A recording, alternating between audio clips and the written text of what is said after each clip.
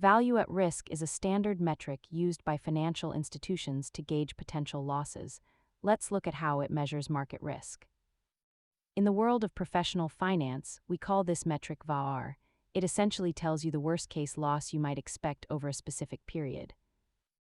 VaR uses a confidence level, often 95%, to determine the threshold for potential losses during normal market conditions. To calculate VaR, you need three things: a time horizon, a confidence level, and the estimated loss amount in your currency.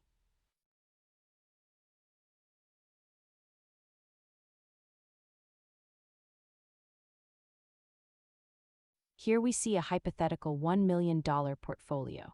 As the time horizon extends, the potential risk value naturally grows. Remember that VaR is a tool for normal markets. It often fails to account for black swan events or extreme financial crises.